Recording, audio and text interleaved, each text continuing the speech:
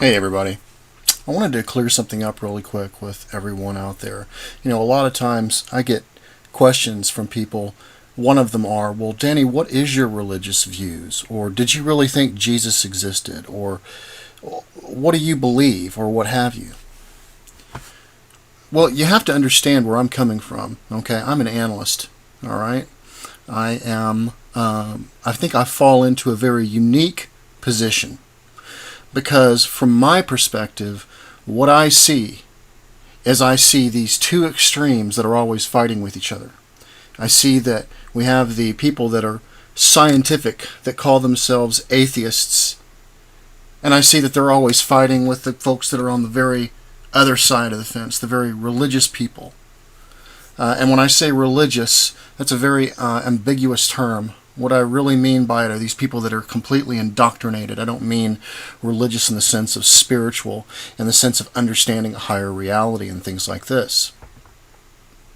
And coming from the perspective that I'm in, where I see this kind of thing happen back and forth, I feel like I'm kind of in the middle of this stuff, right?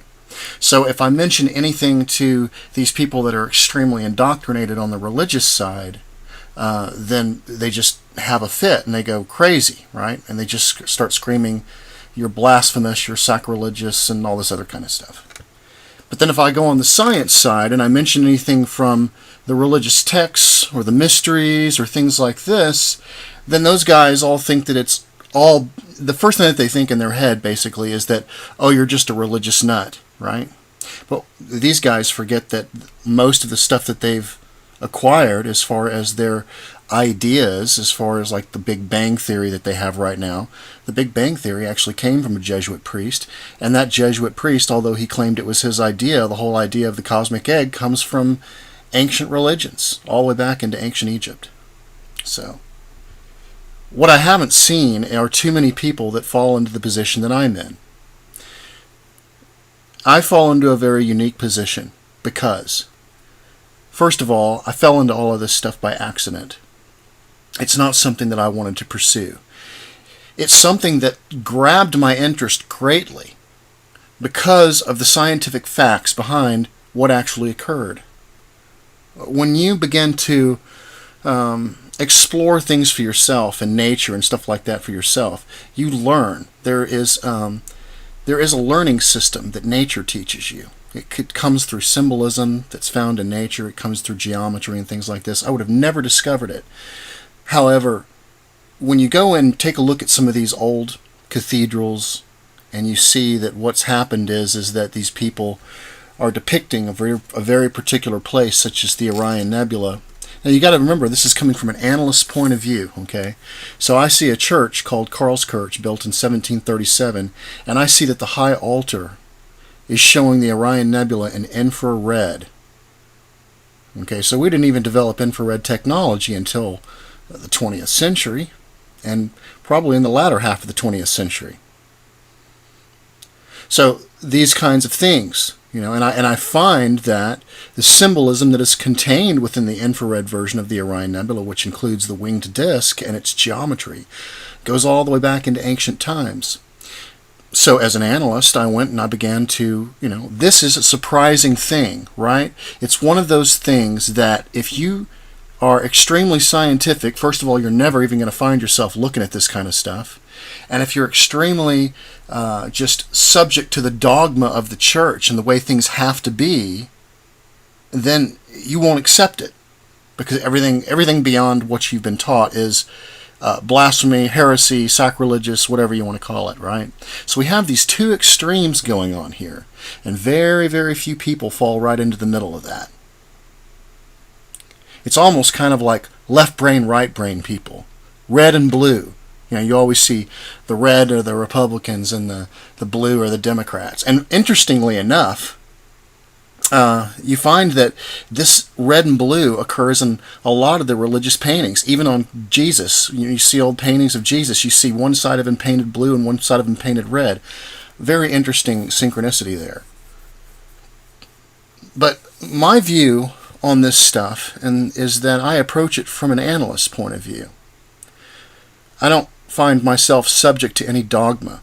And I had someone on the previous video where I found that they found another Bible that says that Jesus wasn't crucified or what have you.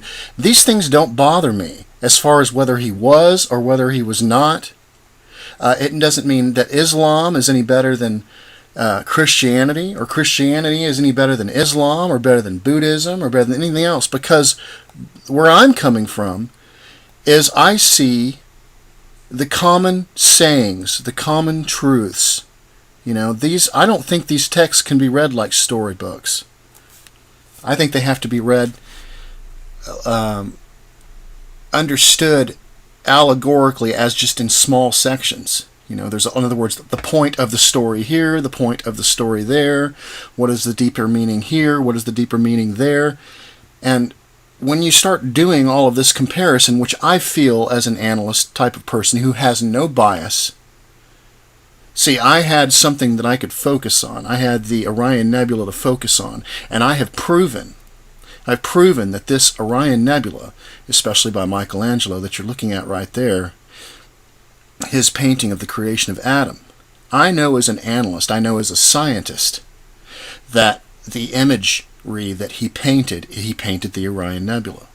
I know that it cannot be debunked, and I know this because I understand as a previous programmer and as a computer analyst, I understand what image recognition entails, and I understand the probability of what it would have taken for somebody to do that by coincidence. And there's so many areas, and when we zoom all the way down to even, God's ear and things like this, the point that I'm getting at is the probability becomes impossible. And considering this painting was done 100 years before the first telescope, and considering that I see this thing repeated in all these cathedrals, I was given a motivation to find out what was going on. And people ask me what my belief is. Well, my belief is that I search for the truth. It has nothing to do with a particular doctrine. Now, I've found that in many cases, some doctrines have easier to read and to understand things than others.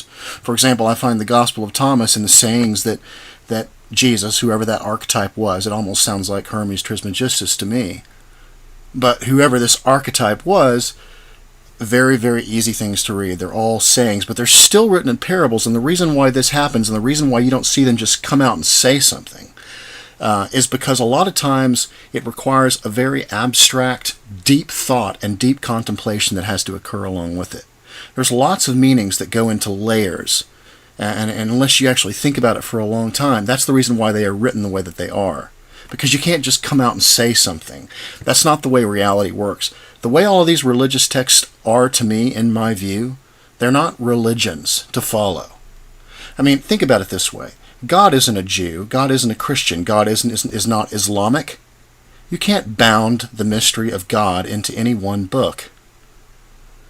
What you find is that all of these different texts, this wealth of information that we see from all the way from ancient Egypt to the Assyrians to everything else, and you remember, you're going to have to understand that all of these, just about every religion I've seen out there, especially the Western ones, they demonize everything else except for theirs.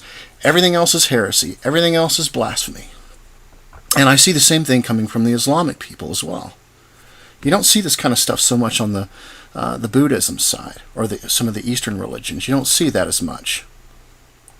But for some reason, there's this need to say mine is okay and yours is not okay. What we haven't matured enough to do yet is we haven't matured enough to see the common truths that exist in all of them. Because if that were to happen, can you imagine? See, this is one of the reasons why theosophy is so cool, but yet theosophy has been demonized also, because that's what theosophy does. Theosophy and people like Blavatsky, they have actually gone out and they've compared and they've said, well, this is what the Jews think, this is what the Islamic people think, this is what the ancient Egyptians think, and they are very well read and they understand what they're talking about. And they have that personal experience and a way to prove that they know what they're talking about to back it up. This is the reason why I enjoy it. And I've learned a lot of this kind of stuff from Manly P. Hall as well.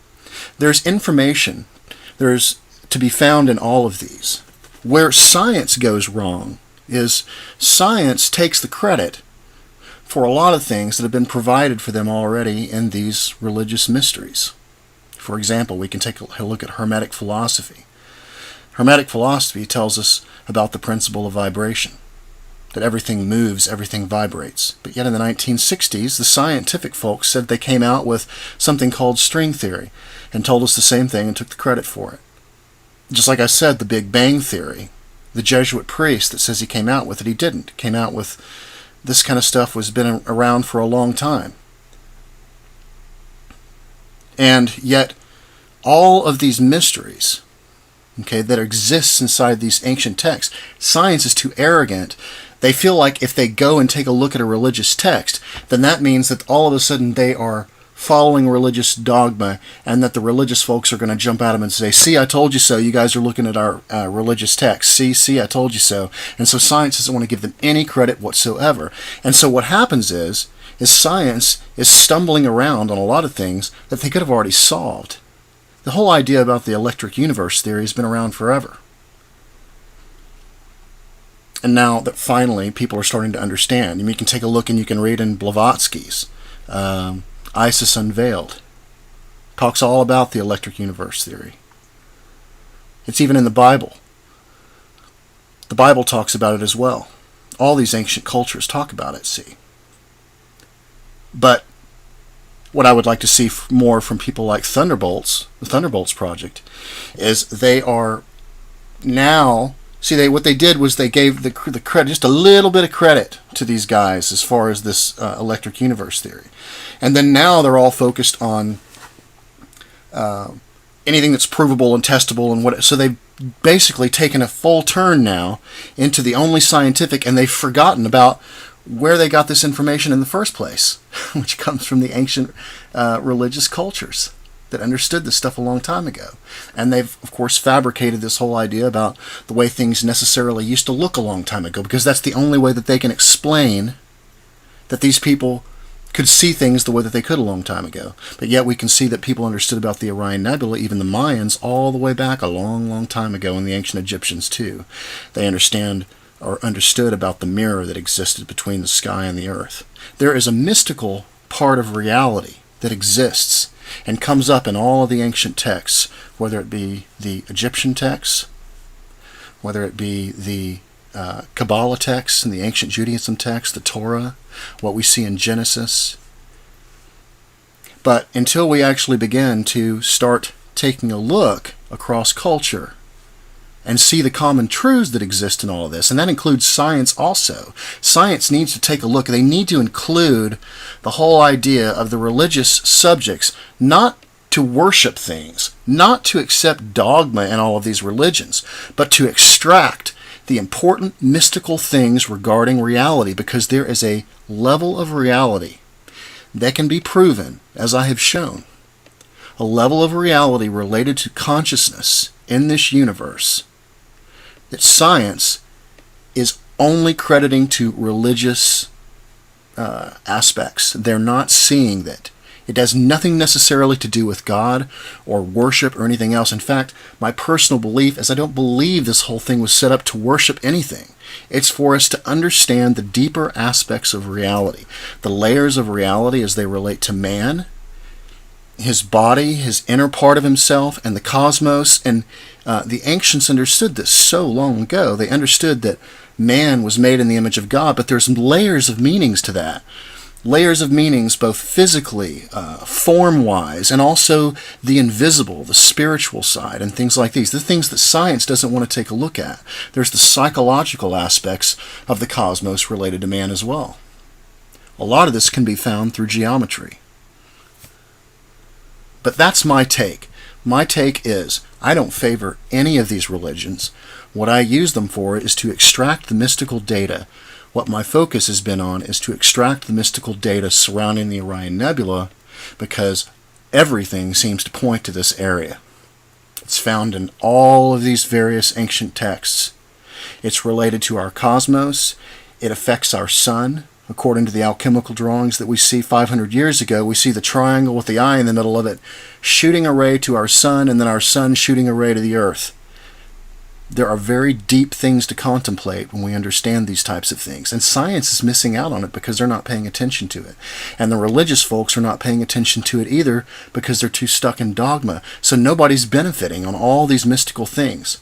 But they exist in just about every religious text that you can find. You just have to know what to look for.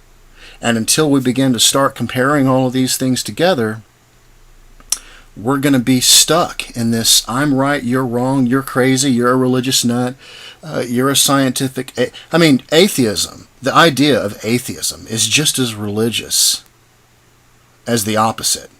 To say that you don't believe in something means that you know that something doesn't exist. I think what science has a problem with is the label of God, because they think if you use the word God, it must mean that you must worship. But when I think of God, I don't think of God as some kind of thing to worship.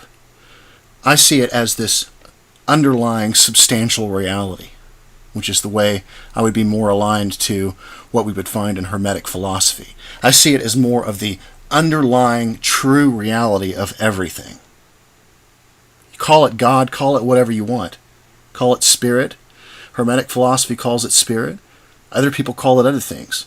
But it doesn't have to be that dogmatic label that religions in the Western side give it.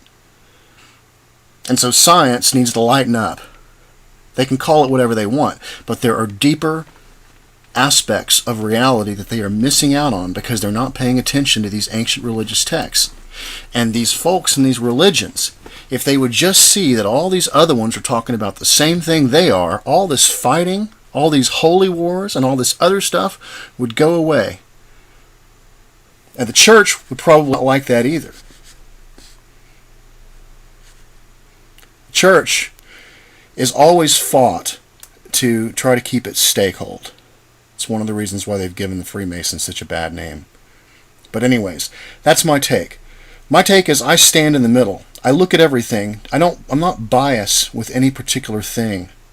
I'm scientific, yet at the same time I'm open-minded enough to take a look at the mystical side of things.